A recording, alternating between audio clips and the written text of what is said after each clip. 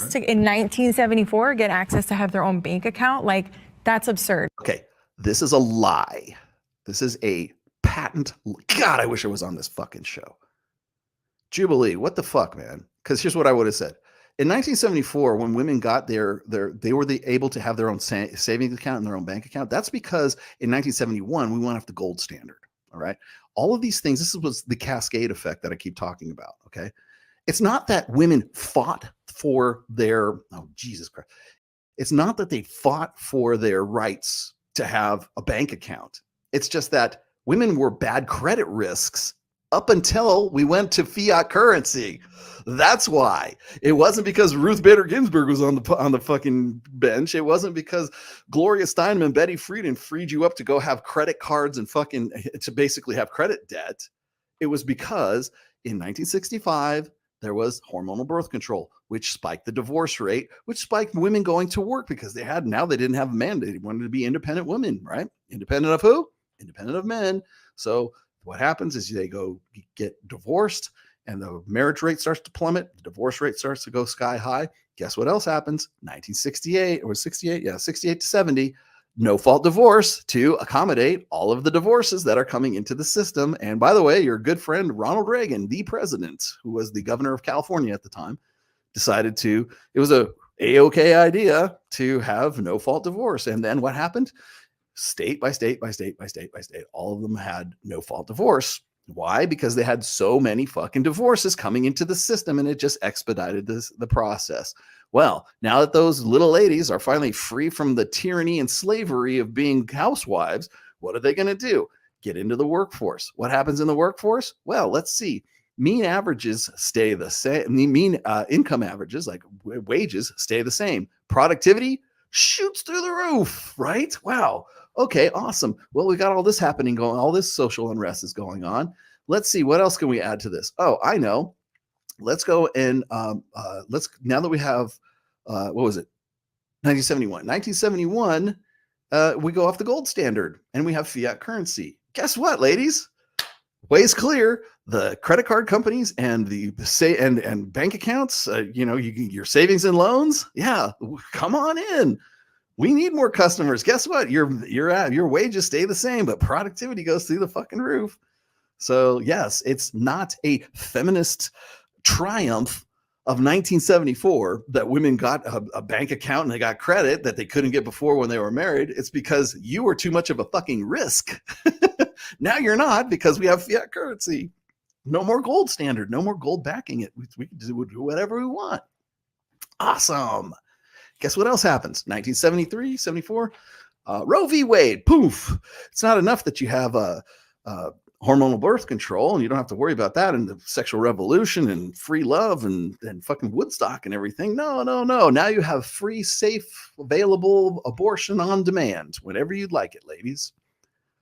It's not, and trust me, it wasn't because of feminism. It wasn't because of Betty Friedan. It wasn't because of Gloria Steinem. It wasn't because you're fighting for your right. But by the way, the ability to terminate a pregnancy is not a right. Neither is a bank account. A bank account and a credit card to this day are still very much privileges, assuming you can afford them. Your right to a bank account is contingent on your ability to put money in it. I was watching Tim Pool versus Andrew, and I totally back. I 100% understand what Andrew was talking about. Like rights are basically enforced by violence. That's what it is. Go watch Starship Troopers. Violence, the supreme authority from which all other authority is derived. And that's not even Heinlein. That's I forget who he was talking. He was quoting somebody actually. That's pretty much it. Who enforces the right? Who enforces your rights? Men. How do they do it? Violence.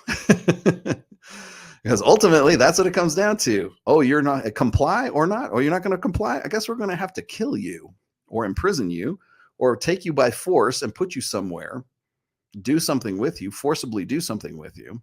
That's really what rights come down to. I mean, the enforcement of rights, the concept of rights might be something a little different, but the enforcement of rights always comes down to brute force. the supreme authority from which all other authority is derived from. Violence. So this bullshit about 1974 and oh, these poor little girls didn't have any bank accounts until that was an economics choice. That wasn't a feminist choice. But these idiot children seem to think that it was. It's not ridiculous. The terminology was what the language was back then, because they didn't speak emotionalese. They spoke in empirical senses. Did they mean women as well? No, actually they didn't. They meant landowning men is what they meant, because those were the guys that had skin in the game during that time when they were creating the Constitution and everything else, because those guys had the most to lose if they lost the war for independence. The patriarchy for? Who's the patriarchy? Can we just like full stop here? Can we just like, who's the patriarchy? All right, who are we talking about? I love this like well, who's the patriarchy? How can we get to the patriarchy? Like, we haven't been able to crush the patriarchy since 1965. We've been talking about this for quite some time. Our bodies, ourselves. We haven't been talking about like, the feminine mystique. We haven't since then. Because you have to like sort of seed the fucking fields. There is what you have to do. You've got to make it ridiculous. That's really what it is. And I'm not surprised. What are those? What is it? See, here's the thing is, again, it's social constructionism. It's the blank slate, social constructionism, emotionalism, and egalitarianism. Those are the four horsemen of the woke. Social constructionism, the blank slate, emotionalism, the language of emotionalism being the really sort of like the definitive atmosphere, the definitive like subroutine that's running in the background. And then of course egalitarianism, everything ought to be equal, everything ought to, and notice that all of those sort of ideologies and all of those like misconceptions of all of, you want to talk about like here's the thing is, if somebody was going to ask me about like, well, what do you think this is, Rolla? I'm not going to go, well, it's a patriarchy, it's this, or it's, I don't even like to write the word feminism right now, because I think feminism has been used as this sort of catch-all, like, oh, it's feminism did this to the American, it killed the US, it killed the American family. No, it didn't. Actually, technology killed the American family, the nuclear family, not feminism. Technology did. And it's just untenable to presume we could go back to a 20th century ideal of what family and the nuclear family could be, right? It's untenable to do that. And why? Because we have a technology that makes it inefficient right now, and we're still dealing with that. But of course, what you'll get from the traditional conservative side is they use the term feminism in the same way that these idiots use the term patriarchy, because they don't know what else to say. It sounds like logic. It sounds like something that makes sense. It sounds like something that like a math equation that pans out, because we all know what patriarchy is, right? No, we fucking don't. Because patriarchy is a concept that was created by 1970s, late 60s, early 70s militant feminists to push out an ideal. Just a lot of women or assigned female at birth people. Assigned female at birth people. We're going to use this language. That is, again, tacitly assuming everyone is going to agree. Baggage, okay? Why would that make any difference? So nothing they could possibly say would make empirical logical sense. And perhaps maybe based on that empirical data and that logic and that fucking rationality and that reason might in some way supersede your fucking feelings. Understand that the presumption. And remember, this guy is on the MRA side. This guy is trying to presumes the fact that everybody agrees with him, first of all, because he's using emotionalist language. And then second of all, he presumes that emotionality, as I said before, emotionalism is the highest goal. It's the highest attainable. It's where we all want to be. We all want to be in touch with our feelings, right? Okay, so you got that. Gender isn't real, or plants with complicated emotions. Again, emotionalism is the highest order. We don't actually, because guys who have like self-deleted, they don't do that because they're not around to do that.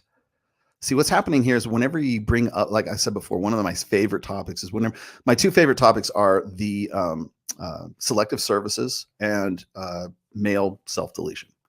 You know why? Because you will see women and men, guys like men who pretend to be women, you will see them twist in the wind when you talk about male suicide rates. because they have to come up with some pithy bullshit that they think is the reason. Well, it's because men's mental health, or they don't seek help, or the blah blah blah, or it's their masculinity. I love that. Their masculinity is what's preventing them from unaliving themselves. Get the fuck out of here. Like, you know nothing about suicide. You have no experience. You have no frame of reference, but you'll go out and broadcast this shit on Jubilee with 9.1 million subs. Yeah. What was this Jubilee company profile? So Jubilee was founded in 2010. It's privately owned. It's worth the latest deal amount is $1.1 million. Okay, so that's their latest deal amount. They have 72 employees. They have 14 investors. What else? Ownership. They're privately owned, financing status, venture capital backed. Movies, music, and entertainment is what their subcategory is. So they're privately owned, as far as I know. I don't think that anybody's necessarily funding them.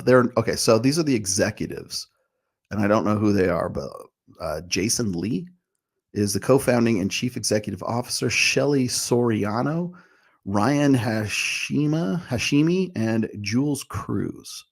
Those are the four titled team members, or four of them. Apparently there's 6, but we only got 4. Your review. Okay, so you can actually look more. Board members. There's 3 board members. I don't know who is necessarily.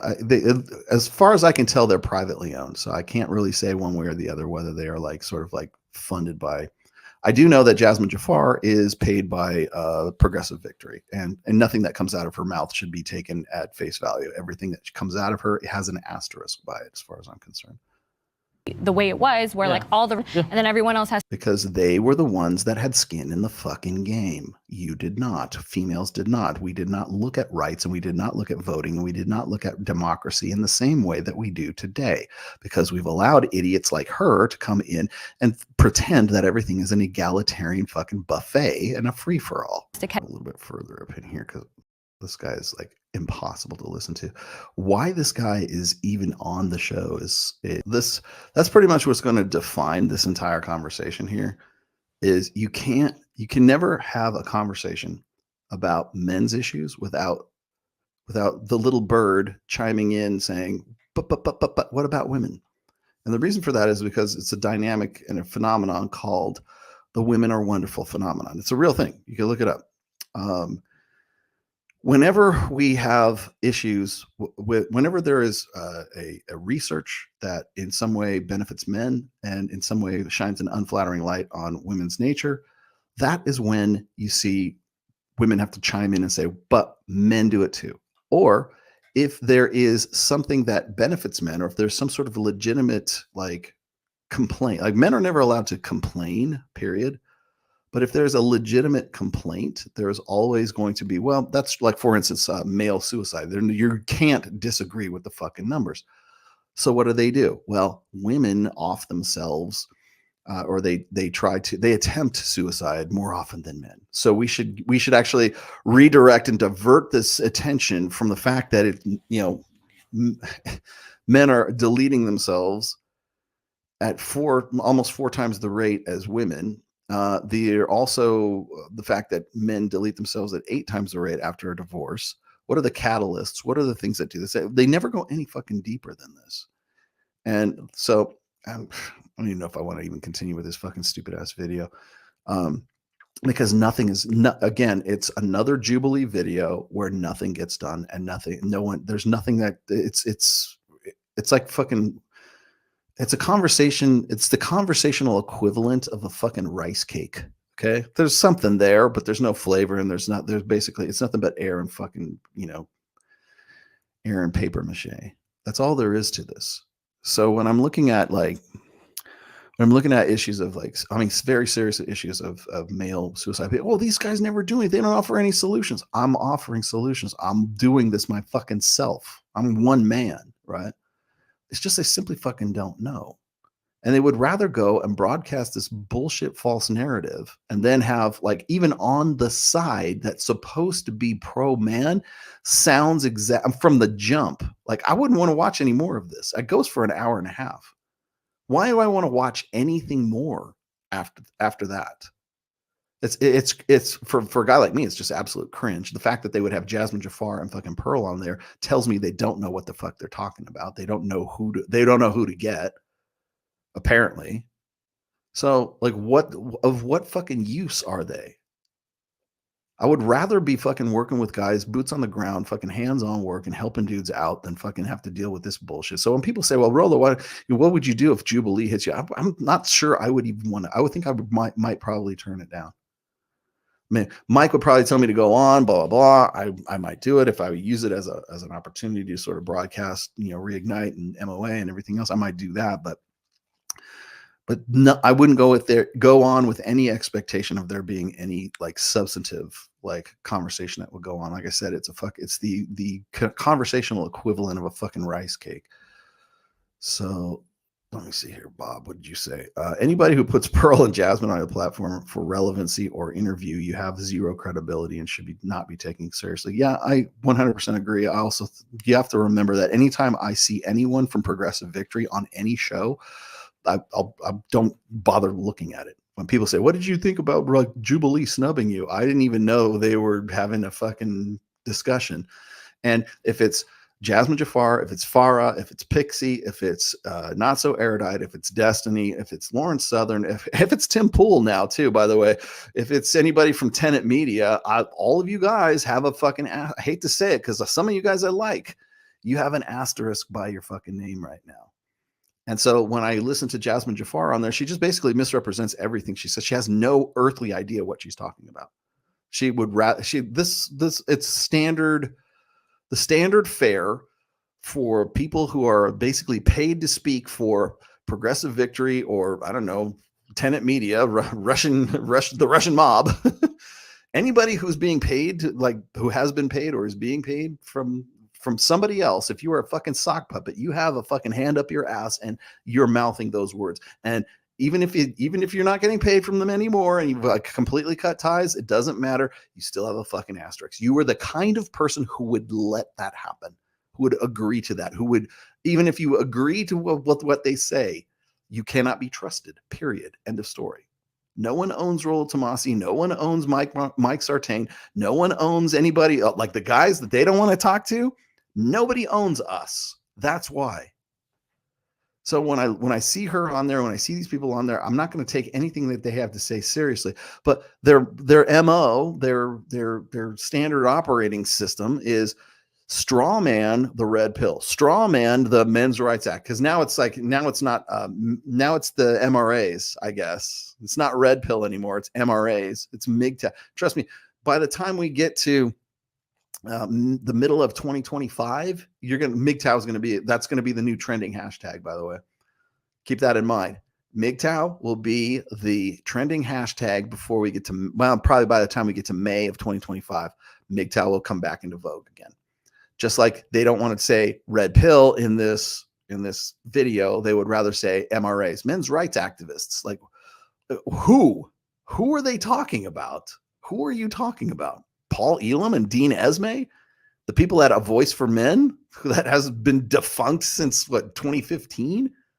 The fact that she has Pearl interviewed Paul Elam not too long ago, and that's the same bullshit. It's this. I mean, I can't even believe that the guy is just again, it's like a guy that gets sort of unfrozen from cryo freeze. It's the same shit over and over again. And they were ineffective then, and they're ineffective now, and they'll be happy to be the preferred whipping boy because it gets them a little bit of attention. What is he even fucking doing? What are these guys doing? Who has even heard of him? I remember in 2015, 2016, I pointed this out, and they really didn't like me pointing this out. Was there are more women who are more famous MRAs than there are men. Seriously, there's who is there? Janice Fiamengo, Cassie J. Who else? What's her name? Honey Badger girl. I can't remember her name. Karen Strawn. Christina Hoff Summers. Who else? I can name more female MRAs than I can name male MRAs. That should tell you something about your fucking movement.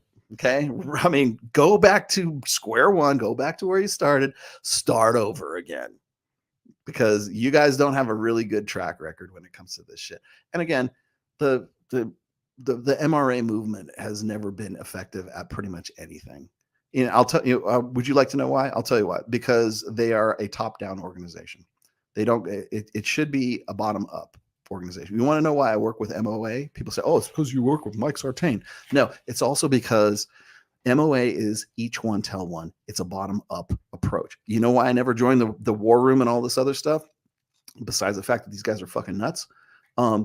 Because it's a top-down. It's, we're going to change the world and then you'll be better off. No, I've always been about each one tell one. Start at the individual, start at the man.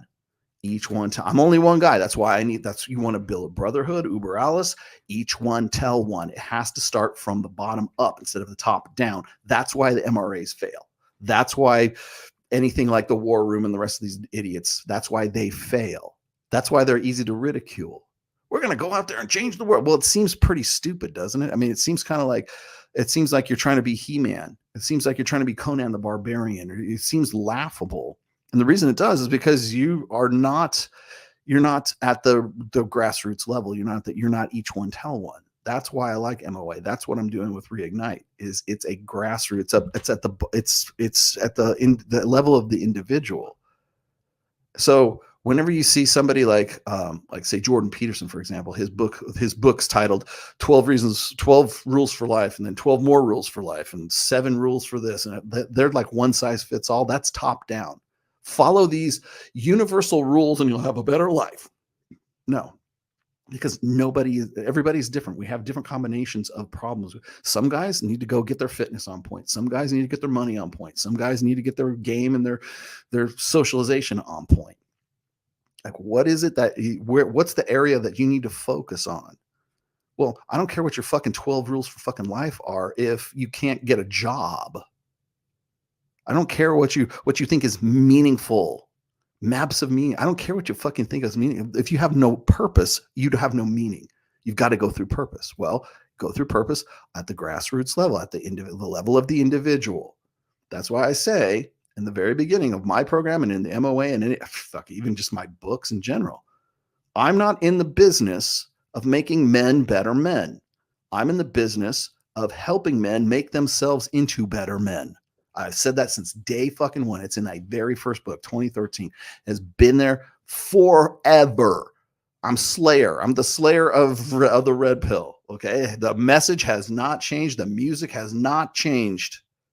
It's still the same fucking thing. That's why these guys fail. That's why you get Jubilee and these fucking these ridiculous shows, and they don't know who to get because they're scared shitless. How come you haven't been on that show, Rollo? Because they're scared shitless. How come you haven't been on Chris Williamson's show? How come you haven't gone on Joe Rogan? How come you haven't gone on X, Y, and Z? Because they're scared shitless. They are. Do you not think I have reached out to these people? Do you not think I have challenged like all these people who want to give me this ideological bullshit about like, oh, the red pill is this or the red pill is that? Great. Come to Vegas, back up your convictions, and let's do it. We'll do it live. Sit across the table from me and we'll have this debate. We'll have this discussion. Amount of people who have taken me up on that, zero. And the TradCon sphere, zero. Your fucking convictions are as empty as your God. Your convictions are as empty as your fucked up drive-by grifter faith. And I'll tell you that right to your fucking face. Your God is dead. Your God is empty because you know why? His representatives or whoever you the fuck are will not come on any show and will not fucking back up what you have to say. You won't do it.